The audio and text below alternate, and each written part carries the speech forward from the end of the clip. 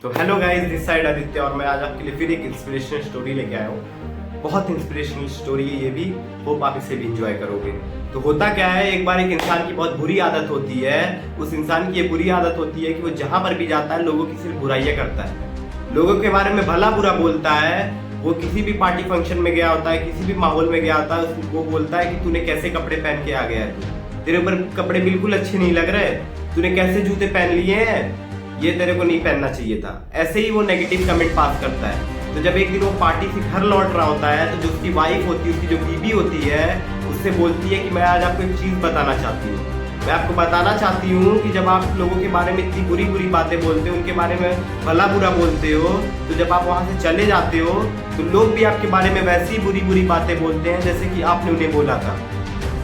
लोग भी आपके बारे में वैसी बातें बोलते हैं, आपके बारे में भी नेगेटिव चीजें बोलते हैं। और मुझे ये सुनकर बिल्कुल अच्छा नहीं लगता कि लोग आपके बारे में ऐसी ऐसी बातें बोल रहे हैं। तो जो वो इंसान होता है वो बिल्कुल सोच में पड़ जाता है, उसे समझ में नहीं आ रहा होता है कि लोग भी मेरे बारे में ऐसी बातें बोलते हैं। और जब वो इतना चीज सोच रहा होता है तो उसे रात भर नींद नहीं आती है सोच सोच कर कि क्या मेरे भी बारे में लोग ऐसी बातें कर सकते हैं। तो फिर जब वो सुबह होती है, नेक्स्ट मॉर्निंग जब होती है, तो वो उसे अपनी गलती का रियलाइजेशन होता है, उसे पश्चाताप होता है इस चीज का कि उसने गलती की है। और वो डिसीजन लेता है कि मैं इस गलती को सुधार कर रहूंगा, मैं इस गलती को सुधार कर रहूंगा जो मैंने जिंदगी भर की है। तो वो उसी सुबह क्या करता है, साधु महात्मा के पास जाता है। जब वो साधु महात्मा के पास जाता है तो उन्हें सारी गलती बताता, अपनी प्रॉब्लम्स बताता है। बोलता है कि साधु महात्मा जी, मेरे साथ ये प्रॉब्लम हुई है, मैंने आज तक जिंदगी में लोगों की सिर्फ बुराइयां की है, ना कि उनकी पॉजिटिविटी उन्हें बताई है, उनकी अच्छाइयां बताई है उन्हें। तो जो साधु महात्मा होते हैं वो उससे बोलते हैं तो अच्छा ठीक है, तुम एक काम करो, तुम एक बोरा लो, ये बोरे के अंदर बहुत सारे पंख हैं, तुम इसे पंख को क्या करो कि तुम ले जाओ शहर के सड़क के चौराहे पर बीचों बीच छोड़कर आ जाओ, इसमें जितने भी पंख है वहां पर छोड़कर आ जाओ।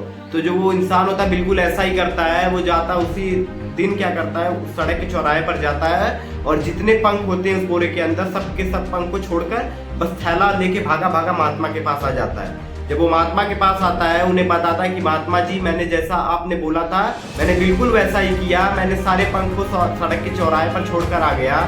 तो जो महात्मा होते हैं उससे बोलते हैं कि ठीक है, तुम फिर दोबारा उसी चौराहे पर जाओ और जितने पंख तुमने वहां पर छोड़े हैं तुम वो सारे पंख को फिर दोबारा कलेक्ट करके वापस लाओ। तो जो इंसान होता है वो बिल्कुल ऐसा ही करता है, वो उसी सड़क के चौराहे पर जाता है दोबारा और उन जितने भी पंख उसने छोड़कर आए थे वो देखता है कि वहां पे कोई पंख बचे ही नहीं है, सारे पंख उड़ चुके हैं, सिर्फ 10-15 पंख ही वहां पर बचे हुए होते हैं। तो वो 10-15 पंख जो बचे हुए होते हैं उन्हें वो कलेक्ट करके महात्मा के पास लाता है और वो महात्मा को बताता है कि महात्मा जी, मैंने जितने भी पंख यहाँ पर छोड़े थे उनमें से सारे पंख तो उड़ गए, बस यही 10-15 कुछ पंख बचे हैं जो मैं लेकर आया हूँ। तो जो महात्मा होते हैं उस इंसान को समझाते हैं कि देखो, जैसे तुमने इन सारे पंख को एक साथ वहां पर छोड़ दिया, फिर तुम दोबारा गए तो उस पंख को वापस नहीं ला पाए। सेम इसी तरह जब तुमने दूसरों के ऊपर जो आपसे बुराइयां उनके ऊपर छोड़ दी है, तुम उन्हें वापस नहीं ला सकते। हो सकता है कि तुम अपनी इमेज 10-15 लोगों के सामने अच्छी बना लो, उनके सामने कुछ अच्छे काम करके अपनी इमेज कुछ बेहतर बना सकते हो, लेकिन ऐसा हो ही नहीं सकता कि तुम अब उन बुराइयों को जो तुमने उन्हें दी है तुम उन्हें वापस ला पाओ।